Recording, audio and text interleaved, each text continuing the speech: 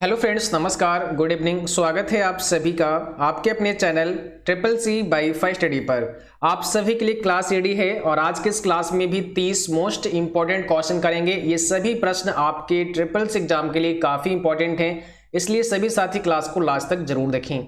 और सभी बच्चे जो भी लाइव आ चुके हैं, आप सभी एक बार क्लास को शेयर कर दें ताकि और भी बच्चे और भी साथी इस क्लास को देख सकें। आज का क्लास नंबर 15 है। इससे पहले 14 क्लास हम आपको करा चुके हैं। अगर आपने वो सभी क्लास नहीं देखे हैं तो उसका लिंक डिस्क्रिप्शन बॉक्स में दिया है, जहां से आप वो सभी क्लास देख सकते हैं। ठीक है, शुरुआत करने से पहले आपको बता दें, अगर आप ट्रिपल सी एग्जाम के लिए ऑनलाइन मॉक टेस्ट देना चाहते हैं तो आप हमारी वेबसाइट www.triplec-byfaist.com पर विजिट करें। यहाँ पर आपको ढेर सारे ऑनलाइन मॉक टेस्ट हिंदी और इंग्लिश में मिल जाएंगे।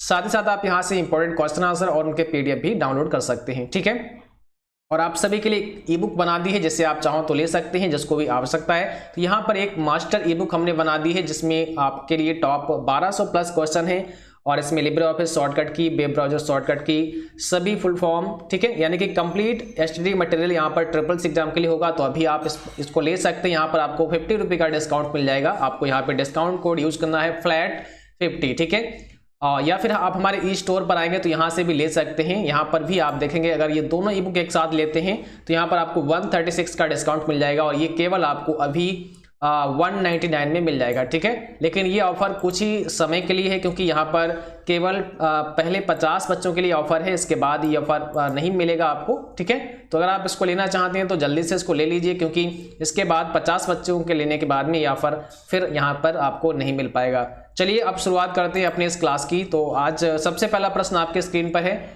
और सबसे पहला क्वेश्चन आपसे पूछा है, राइटर प्रोग्राम में सबसे नीचे कौन सी पट्टी होती है। देखिए, सभी क्वेश्चन आपके लिए बहुत इंपॉर्टेंट हैं। आप सभी प्रश्नों के जवाब करें और बिल्कुल कोशिश करें कि सही सही जवाब भेजेंगे। ठीक है, तो सबसे पहला सवाल आपसे यही है कि राइटर प्रोग्राम में जो सबसे नीचे पट्टी होती है उसको क्या कहते हैं।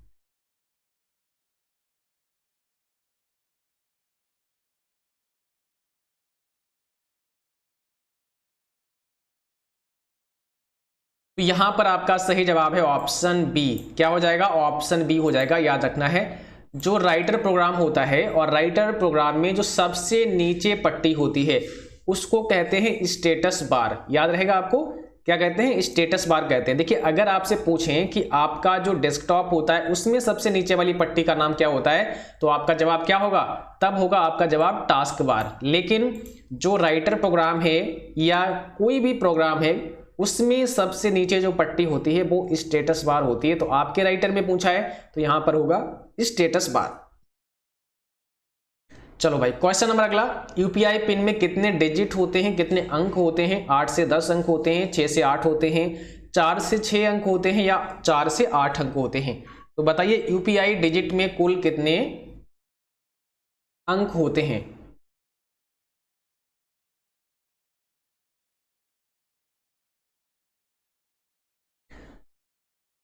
यहाँ पे कौन सा करेक्ट आंसर होगा? यूपीआई पिन में कुल कितने डिजिट होते हैं आपसे पूछा है। तो यहाँ पर करेक्ट आंसर है ऑप्शन नंबर आपका सी, 4 से 6। ठीक है, 4 से 6 अंक होते हैं, 4 से 6 डिजिट का पिन होता है यूपीआई। और यूपीआई का मतलब क्या होता है? Unified payment interface. Unified payments interface होता है, याद रखना है। ठीक है, तो ये काफी इंपॉर्टेंट क्वेश्चन है आपके लिए। और अगला क्वेश्चन आपसे पूछा है, लैन मैन बैन का प्रयोग कंप्यूटर की किस पीढ़ी में किया गया? फर्स्ट, सेकेंड, थर्ड या फोर्थ?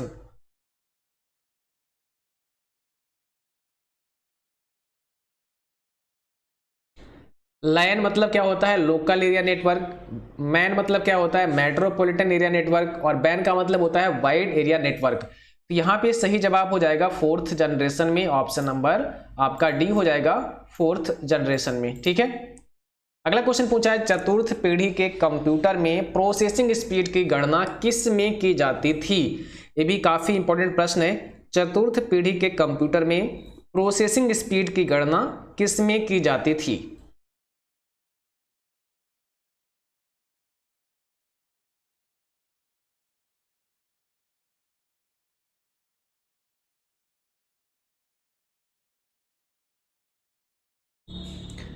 तो यहाँ पे सही जवाब है ऑप्शन पहला, पिको सेकेंड। ध्यान रखना है, यहाँ पर हो जाएगा आपका पिको सेकेंड, और पिको सेकेंड का है एक एसआई यूनिट है जो कि 10 की पावर -12 के बराबर है। यानी कि आप कह सकते हैं एक सेकेंड का ट्रिलियंथ हिस्सा है, 1 ट्रिलियंथ हिस्सा है 1 सेकेंड का।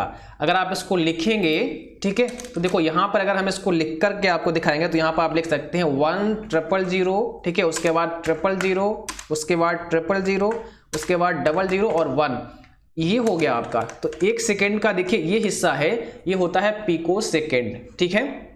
यानी कि आप कह सकते हैं कि 1 ट्रिलियंथ ये ऑफ ए सेकेंड, 1 ट्रिलियंथ है एक सेकेंड का, ठीक है, जिसको आप ऐसे लिख सकते हैं 0.000000000 और 001, ये होगा हमारा पिको सेकेंड, ठीक है। यानी कि आप 10 की पावर -12 भी इसको लिख सकते हैं। तो ये एक एसआई यूनिट है, ओके, ध्यान रखना है। तो चतुर्थ पीढ़ी के कंप्यूटर में जो प्रोसेसिंग की स्पीड थी वो पिको सेकेंड थी, तो पहला ऑप्शन यहाँ पे करेक्ट है। अगला क्वेश्चन है हाइब्रिड कंप्यूटर क्या है। हाइब्रिड कंप्यूटर क्या है? डिजिटल कंप्यूटर का ही दूसरा रूप है, एनालॉग कंप्यूटर का ही दूसरा रूप है, डिजिटल और एनालॉग का मिश्रण है, या इसमें से कोई नहीं। और सभी साथी भाई लाइक करो, क्लास को शेयर करो ताकि और भी बच्चे इस क्लास में आ सकें, ठीक है। तो सभी लाइक और शेयर जरूर किया करो, और सभी साथी चैनल को भी सब्सक्राइब करना ताकि आपको नोटिफिकेशन भी मिलते रहे समय समय पर जो भी क्लास हो। तो याद है आप सभी को, हमने इससे पहले भी आपको बताया था कि हाइब्रिड कंप्यूटर क्या होता है। ये आपका डिजिटल कंप्यूटर और एनालॉग का मिश्रण होता है। किसका? डिजिटल और एनालॉग कंप्यूटर का मिश्रण होता है हाइब्रिड कंप्यूटर, याद रखना है आपको, ठीक है। अगला क्वेश्चन पूछा है रेलवे आरक्षण केंद्र में किस कंप्यूटर का प्रयोग किया जाता है। रेलवे आरक्षण केंद्र में किस कंप्यूटर का प्रयोग किया जाता है? मेन फ्रेम, मिनी, माइक्रो या सुपर कंप्यूटर?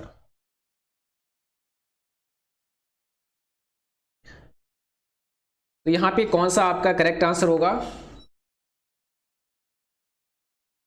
ऑप्शन यहां पे फर्स्ट हो जाएगा मेन फ्रेम कंप्यूटर, ठीक है। देखिए अगर हम साइज के आधार पर बात करेंगे तो कंप्यूटर हमारे 4 प्रकार के होते हैं। सबसे पहला साइज में अगर हम देखें तो सबसे छोटा जो साइज होता है वो हमारा माइक्रो कंप्यूटर होता है। सबसे छोटा हमारा कौन सा होता है? माइक्रो कंप्यूटर हो गया, ये पहला हो गया micro computer.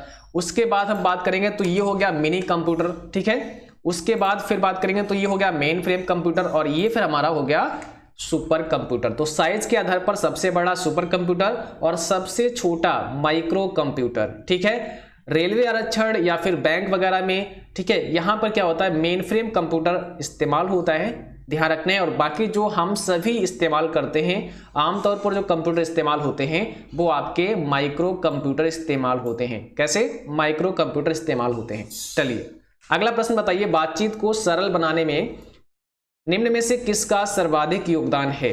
Computer, education, IT gadgets या सभी? बातचीत को सरल बनाने में निम्न में से किसका सर्वाधिक योगदान है?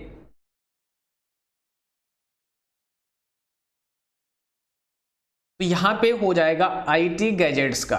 किसका है? आईटी गैजेट्स का है, ठीक है। आईटी गैजेट्स क्या होते हैं? ये छोटे से उपकरण होते हैं, आप ऐसे मान लो एक गैजेट्स होते हैं, जैसे आपका हो गया ड्रोन कैमरा हो गया, स्मार्ट वॉच हो गया, गूगल ग्लास हो गया, ऐसे बहुत सारे छोटे छोटे गैजेट्स होते हैं जो कि क्या है? आईटी गैजेट्स हैं, ठीक है। जैसे आपकी स्मार्ट वॉच है तो स्मार्ट वॉच से बहुत सारे आप कार्य कर सकते हैं, आप सॉन्ग भी सुन सकते हैं, ठीक है। तो क्योंकि वहां पर क्या है, जो भी कार्य होता है वो एक तरीके से कंप्यूटराइज्ड होता है। ऐसे छोटे छोटे गैजेट्स हैं जो कि कंप्यूटराइज्ड हैं और वो आपका ठीक है, तो उनको हम क्या कहते हैं? आईटी गैजेट्स के नाम से जानते हैं। तो यहां पर बातचीत को सरल बनाने में किसका सबसे ज्यादा योगदान है? तो आईटी गैजेट्स का है, ऑप्शन सी आपका यहाँ पे करेक्ट होगा। अगला क्वेश्चन पूछा है वर्तमान पीढ़ी के कंप्यूटर में प्रयोग किया जाता है यूएलएसआई, वीएलएसआई, एमएसआईसी, एसएसआईसी? यहां पे हो जाएगा सही जवाब हमारा ULSI, ultra large scale integrated, ठीक है। और अगला क्वेश्चन पूछा है 1 EB मतलब कि एक्साबाइट इक्वल है किसके? 1 ईवी किसके बराबर है?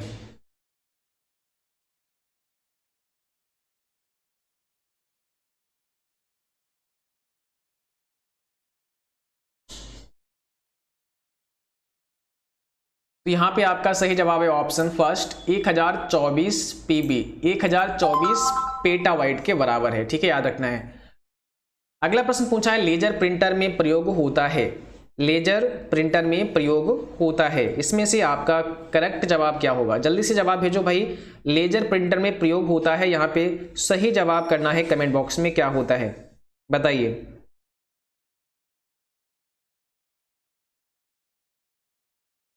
तो यहां पर हो जाएगा आपका ऑल ऑफ दीज, उपरोक्त सभी। और अगला क्वेश्चन पूछा है निम्न में से कंप्यूटर घड़ी की गणना किसमें की जाती है? आप बताइए कंप्यूटर घड़ी की गणना किसमें की जाती है? गीगाबाइट, गीगाहर्ट्ज, मेगाहर्ट्ज या बिट पर सेकंड? यहां पे आपका करेक्ट आंसर होगा ऑप्शन सी, मेगाहर्ट्ज में। ठीक है, ऑप्शन नंबर सी आपका करेक्ट होगा। अगला क्वेश्चन पूछा है आधुनिक डिजिटल कंप्यूटर में किस पद्धति का प्रयोग किया जाता है? आधुनिक डिजिटल कंप्यूटर में किस पद्धति यानी कि किस टेक्नोलॉजी का प्रयोग किया जाता है?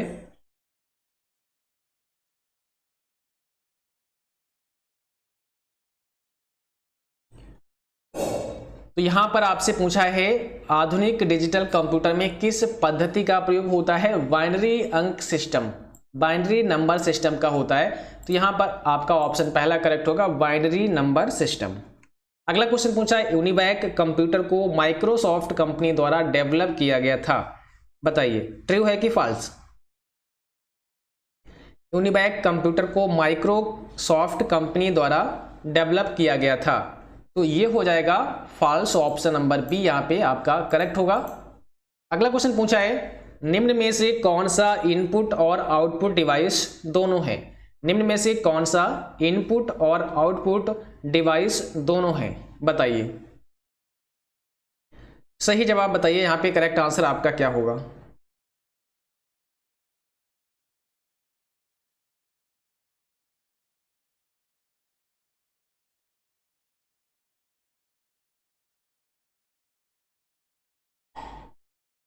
तो यहां पर आपका हो जाएगा ऑप्शन नंबर सी। ठीक है, कौन सा इनपुट और आउटपुट डिवाइस दोनों है? तो यहां पर हो जाएगा मॉडेम, ऑप्शन सी करेक्ट। और अगला क्वेश्चन है निम्न में से कौन एक पॉइंटिंग डिवाइस नहीं है? माउस, प्रकाशीय पेन, जॉयस्टिक और स्कैनर, इसमें से कौन सा एक पॉइंटिंग डिवाइस नहीं है?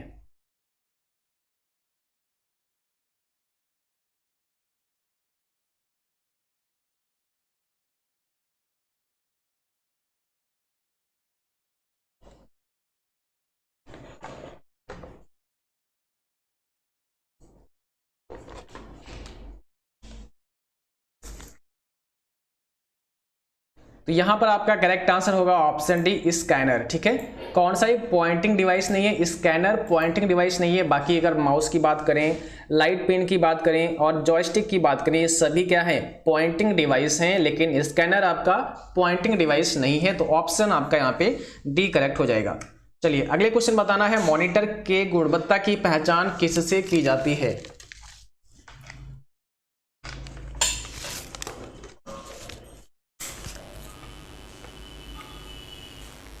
कौन सा यहाँ पे करेक्ट आंसर होगा? मॉनिटर के गुणवत्ता की पहचान किससे की जाती है?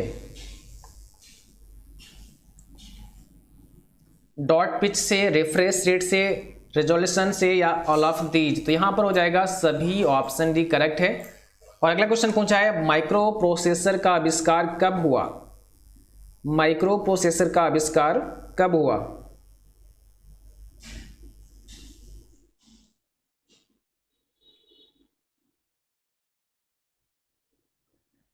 तो यहां पर सही जवाब है ऑप्शन पहला, 1970 में। अगला क्वेश्चन पूछा है निम्न में किसका उपयोग स्लाइड की डुप्लीकेट कॉपी बनाने में किया जाता है? कोई स्लाइड है, उसकी अगर डुप्लीकेट कॉपी बनाना चाहते हैं तो आपको किसका उपयोग किया जाएगा? कौन सी शॉर्टकट की आप इस्तेमाल करेंगे?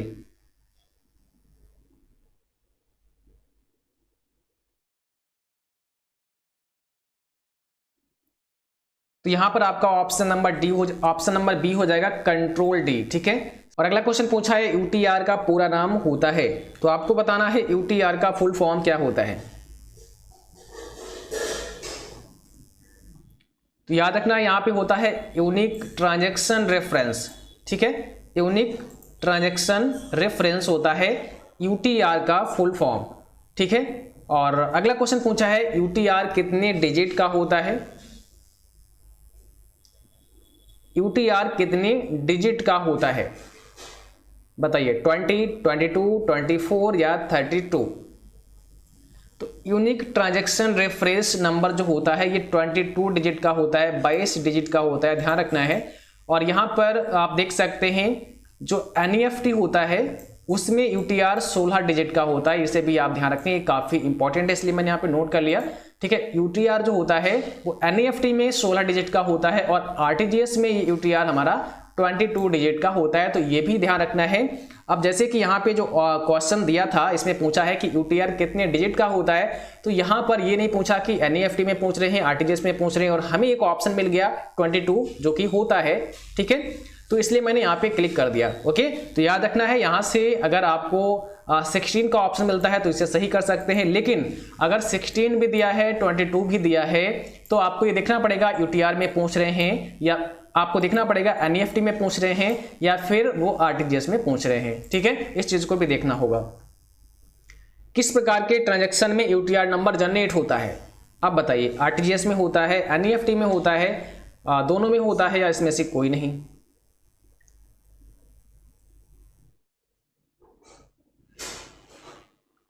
तो यहां पे करेक्ट आंसर बताइए क्या हो जाएगा, किस प्रकार के ट्रांजैक्शन में यूटीआर नंबर जनरेट होता है।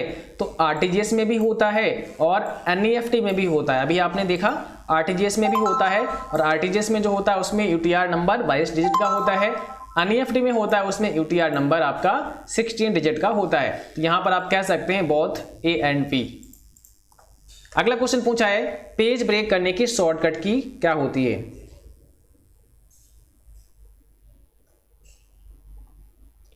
पेज ब्रेक करने की शॉर्टकट की क्या होती है, तो आपको प्रेस करना होता है कंट्रोल के साथ में एंटर, ठीक है, कंट्रोल के साथ में एंटर प्रेस करना होता है। नेक्स्ट क्वेश्चन पूछा है Windows operating system multi users बनाने की सुविधा देता है। Windows operating system multi users बनाने की सुविधा देता है, सही है या गलत बताइए। यहां पे कौन सा करेक्ट आंसर होगा, ट्रू होगा या फॉल्स होगा।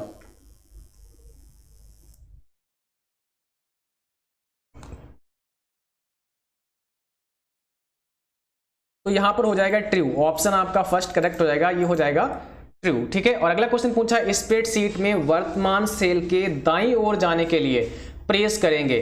स्प्रेडशीट में वर्तमान सेल के दाईं ओर अगर आप जाना चाहते हैं तो क्या प्रेस करेंगे, राइट एरो प्रेस करेंगे, टैब या ए और बी दोनों, या इसमें से कोई नहीं। चलिए क्वेश्चन नंबर 24 का जवाब करिए। अगर आप स्प्रेडशीट में जो करंट सेल आपकी है उस सेल से आप दाईं ओर जाना चाहते हैं तो कौन सी शॉर्टकट की आपको प्रेस करनी होती है। तो यहां पर हम एक तो राइट एरो प्रेस करते हैं, ठीक है, और दूसरा टैब भी प्रेस करते हैं। तो यहां पर हो जाएगा हमारा option C, A and B, ठीक है। आप अगर जो भी करंट सेल आपकी है उससे राइट साइड में जाना चाहते हैं, दाईं ओर जाना चाहते हैं, तो आपको राइट एरो प्रेस कर लेना है, सिंपल सी बात है। दूसरा आपको टैब भी प्रेस कर सकते हैं, टैब से भी आप दाईं ओर चले जाएंगे, ठीक है। तो ऑप्शन सी हो जाएगा। अगला क्वेश्चन क्या है, इंटरनेट पर कार्य करने को कहते हैं। इंटरनेट पर कार्य करने को कहते हैं गैम्बलिंग, सर्फिंग, सर्चिंग या ऑल ऑफ दिस। इंटरनेट पर कार्य करने को क्या कहते हैं, सर्फिंग कहते हैं, ऑप्शन हमारा बी करेक्ट होगा। अगला क्वेश्चन है भारत के कितने बैंक स्विफ्ट के अंतरराष्ट्रीय दूरसंचार नेटवर्क में शामिल हुए हैं। भारत के कितने बैंक स्विफ्ट के अंतरराष्ट्रीय दूरसंचार नेटवर्क में शामिल हुए हैं। सही जवाब यहां पे क्या होगा, 46, ऑप्शन नंबर बी करेक्ट हो जाएगा। अभी काफी इंपॉर्टेंट क्वेश्चन है तो यहां पर हो जाएगा 46। अगला क्वेश्चन पूछा है माइक्रोसॉफ्ट विंडोज का आविष्कार किस जनरेशन में हुआ। माइक्रोसॉफ्ट विंडोज का आविष्कार किस जनरेशन में हुआ।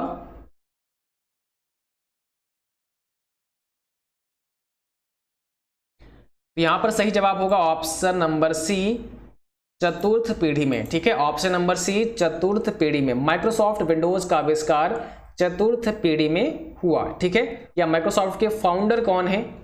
और जैसा कि हमने आपको बताया, जो हमने आपको एक ई बुक लिखा है उसमें ये सभी इंपॉर्टेंट फाउंडर नेम शामिल हैं, कब बनाया गया वो भी शामिल है, तो सारी चीजें वहां पर हमने दे रखी हैं। यहां पर हो जाएगा बिल गेट्स, ठीक है, ध्यान रखना है बिल गेट्स। और अगला क्वेश्चन पूछा है ग्राफिकल यूजर इंटरफेस का विकास किस जनरेशन में हुआ? ग्राफिकल यूजर इंटरफेस का विकास किस जनरेशन में हुआ? तो यहां पे सही जवाब है ऑप्शन नंबर सी चतुर्थ पीढ़ी में। अगला क्वेश्चन बताना है माउस को मदरबोर्ड पर बने किस पोर्ट से जोड़ा जा सकता है? माउस को मदरबोर्ड पर बने किस पोर्ट से जोड़ा जा सकता है?